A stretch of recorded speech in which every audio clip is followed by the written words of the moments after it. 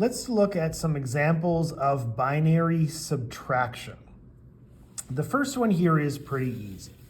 1, 1 minus 1.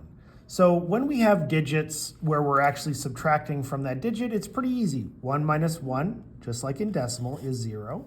And 1 with nothing to subtract is going to be 1. And if you think about the decimal equivalent, we know that this is 3. 3 minus 1 is 2. So 1, 0 is 2. Now, what do we do in this situation where we have 1, 0, and then we want to take away 1? I'm going to switch colors here. So in here, we've got to do some borrowing. So this is smaller than this, so we've got to cross this out. It becomes a 0, and then we borrow. Now, in decimal, what you do is you borrow a bundle of 10. You borrow 10 from this position. But because it's base 2 and all the place values are powers of 2, we get a 2 over here. So 2 minus 1 is 1. And if you think about that, 2 minus 1 is 1.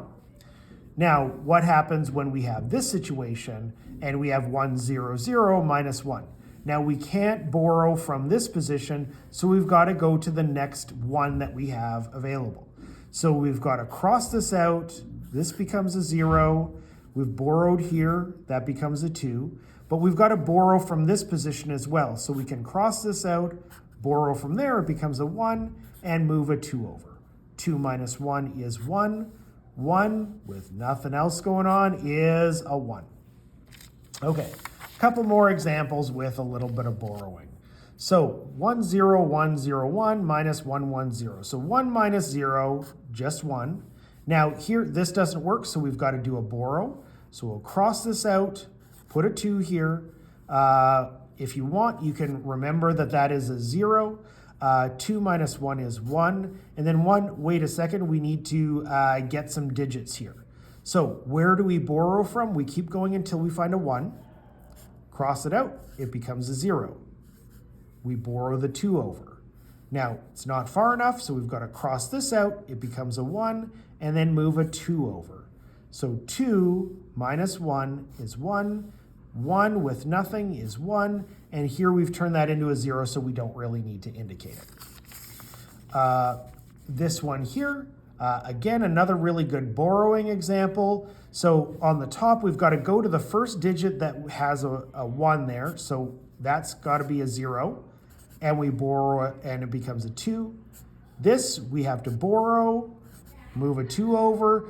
Don't make the mistake of doing this subtraction because it's this position that we need because we've got 1. This is what we're trying to solve. We'll borrow again. 2 minus 1 is 1. 1 minus 1 is 0. 1 with nothing left over is 1. Now, I've got one more tricky example here.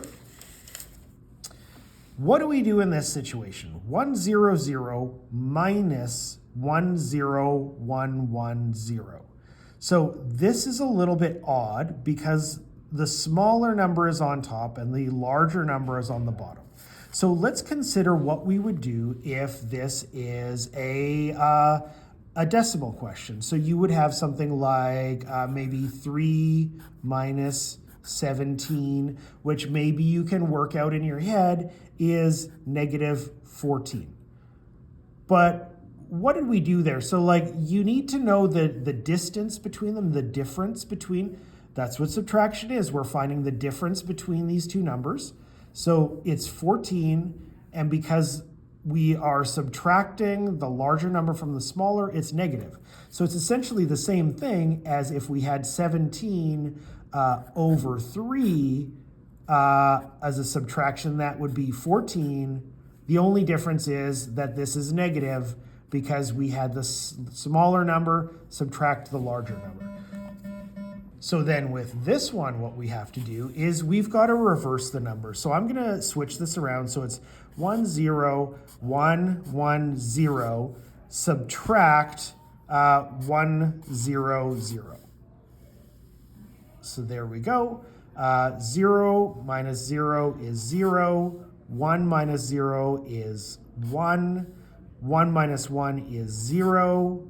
0, 1. And then we just have to remember that because we have the smaller number on top and the larger number on the bottom, what we actually get is up here, the same number, 1, 0, 0, 1, 0. We figured out the difference between the two numbers, and we just have to make sure that that's indicated as negative.